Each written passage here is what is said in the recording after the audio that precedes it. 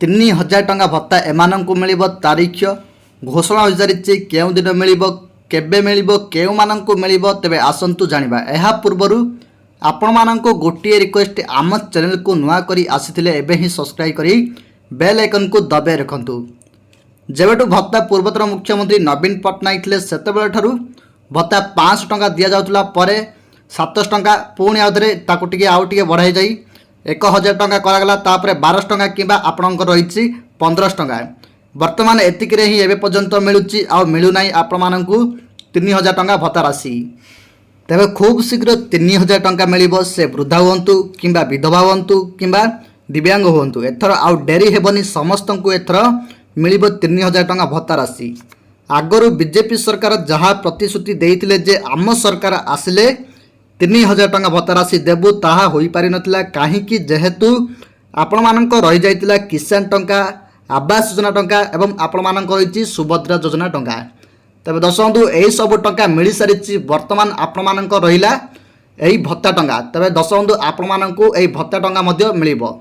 जेतेबेले सरकार कहिथिले समस्तंकु दिया जिवो 50,000 टंका सुभद्रा योजना रे तो से सुभद्रा योजना चतुर्थ किस्ती समस्तंकु देई सारिचंती पुणी थरे वर्तमान रहिछि आपण मानकर भत्ता टंका अर्थात 3000 टंका भत्ता राशि।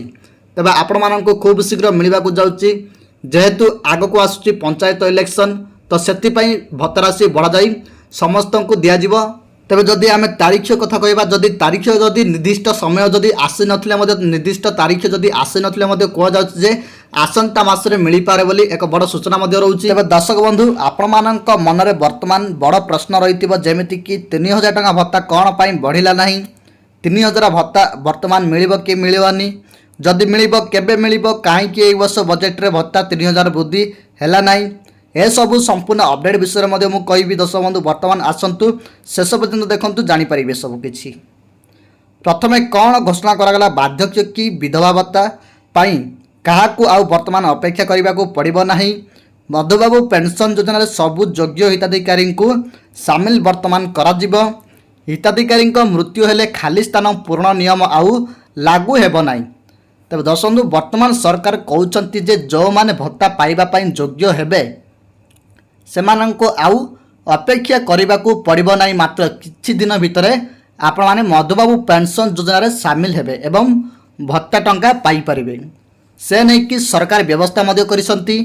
ता सहित जो हिताधिकारी माने पूर्वर भत्ता पाउथिले तो जेतेबेले सेमानंकर कोन ना जनक भितरु कोन मृत्यु हो जाउतिला तापरे आउ जनक सेठी कोन ना जोड़ा जाउतिला ठीक अछि किंतु आजिका डेट रे बा एबे ठारु आउ से नियम लागू हेबो नाही। जे भी आपणकर योग्य हेबे बा 60 वर्ष जो माने अधिक हेउ जाउछंती से माने सीधा सड़क मात्र किछि दिन भितरे से भत्ता पाई परिबे ए नै कि सरकार व्यवस्था करि सारिछंती।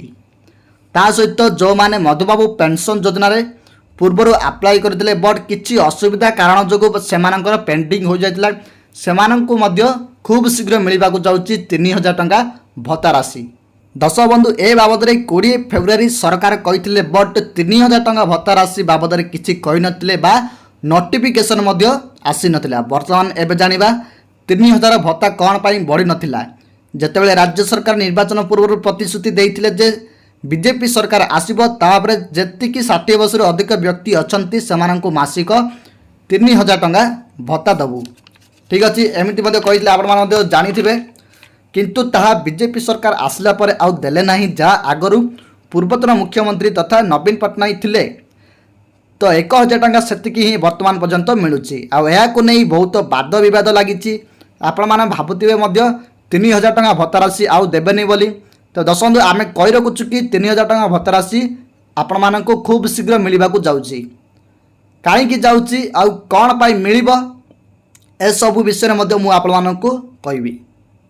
दर्शक बंधु गवर्नमेंट स्कीम सेतेबेले कार्यकारी करिथांती जेतेबेले तांकर किछि फायदा थिबो जेमिति कि आपण माने मध्य जानिथिबे सुभद्रा योजना पैसा बीजेपी इलेक्शन जितु जितु समस्त हिताधिकारी को देले एमिति अनेक योजना रे मध्य आपण माननको देले किंतु वर्तमान देखिथिबे जेमिति कि आपनकर रहिछि पीएम आवास योजना जो घोषणा करा जायतिला घर देबा पई से घर मध्य दिया जाय नै आपण माननको कोआ जायतिला नवेम्बर मासरे घर दिया जीव समस्तंको किंतु आज पर्यंत आपण मानकर फेब्रुआरी सरी कि ମାର୍ଚ୍ଚ ମଧ୍ୟ ସରିବାକୁ ଲାଗିଲାଣି କିନ୍ତୁ ଏବେ ପର୍ଯ୍ୟନ୍ତ ଆପଣମାନଙ୍କର ପିଏମ୍ ଆବାସ ଯୋଜନାରେ ମଧ୍ୟ ନା ଟଙ୍କା ଆସିଲା ନା ୱାର୍କ ଅର୍ଡର ଆସିଲା ନା କୌଣସି ବି ଘର ଗୋଟେ ବି ଆସିଲା।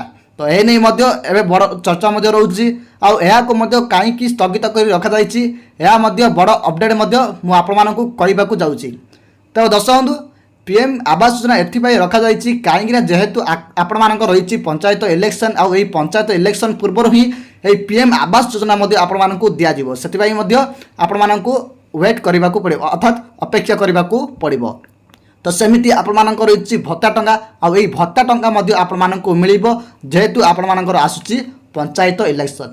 ତ କାହିଁକି ପଞ୍ଚାୟତ ଇଲେକ୍ସନ୍ରେ ସେମାନେ ଦେବେ ନାହିଁ କାହିଁକି ନା ସେମାନଙ୍କର ଫାଇଦା ହେବ ଯାହାକି ସେମାନେ ଜିତି ପାରିବେ ଆଉ ଏହି ଆଶା ରଖିକି ସେମାନେ କ'ଣ କରିଛନ୍ତି ନା ଭତ୍ତା ଟଙ୍କାକୁ ସ୍ଥଗିତ କରି ରଖିଛନ୍ତି। ଠିକ୍ ଅଛି ତ ଆପଣମାନଙ୍କୁ ଏହି ଭତ୍ତା ଟଙ୍କା ଖୁବ୍ ଶୀଘ୍ର ମିଳିବାକୁ ଯାଉଛି। ତେବେ ଦର୍ଶକ ଯେଉଁ ଫେବୃଆରୀ 20ରେ ଏହି ବର୍ଷ ପ୍ରଥମ ବଜେଟ୍ ଉପସ୍ଥାପନ ମଧ୍ୟ ହୋଇଥିଲା କିନ୍ତୁ ଭତ୍ତା ଟଙ୍କା 3000କୁ ବୃଦ୍ଧି ମଧ୍ୟ କରାଯାଇନଥିଲା ଆଉ ପୁଣି ଥରେ ଯେତେବେଳେ ନା ଡିସେମ୍ବରରେ ବଜେଟ୍ ଉପସ୍ଥାପନ ହେବ ତ ସେତେବେଳେ ଆନାଉନ୍ସ ମଧ୍ୟ କରାଯିବ ବୋଲି ମଧ୍ୟ ସୂଚନା ମିଳୁଛି କିନ୍ତୁ ସେ ନେଇକି କିଛି ଏପର୍ଯ୍ୟନ୍ତ ନୋଟିଫିକେସନ୍ ଆସିନଥିଲେ ମଧ୍ୟ କୌଣସି ମାସରେ ମଧ୍ୟ ଆପଣମାନଙ୍କୁ ମିଳିପାରେ 3000 ଟଙ୍କା ଭତ୍ତା ରାଶି ନା କି ସେଇ ଡିସେମ୍ବର ମାସ ଅର୍ଥାତ୍ ନା କି ଦ୍ୱିତୀୟ ବଜେଟ୍ ଅଧିବେଶନରେ ମିଳିବ ଏମିତି ବୋଲି କିଛି ନାହିଁ।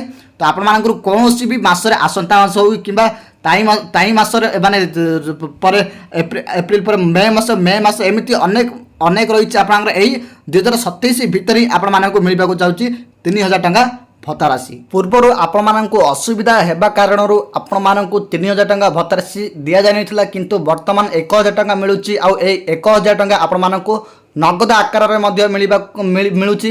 ତ ଭତ୍ତା ଟଙ୍କା ପାଇବା ପାଇଁ ବହୁ ହିତାଧିକାରୀ ହଇରାଣ ମଧ୍ୟ ହେବାର ଖବର ମଧ୍ୟ ସାମ୍ନାକୁ ଆସିଥିଲା ଆଉ ଏହି ଗୁରୁତ୍ୱପୂର୍ଣ୍ଣ ନିଷ୍ପତ୍ତି ମଧ୍ୟ ନେଇଥିଲେ ରାଜ୍ୟ ସରକାର।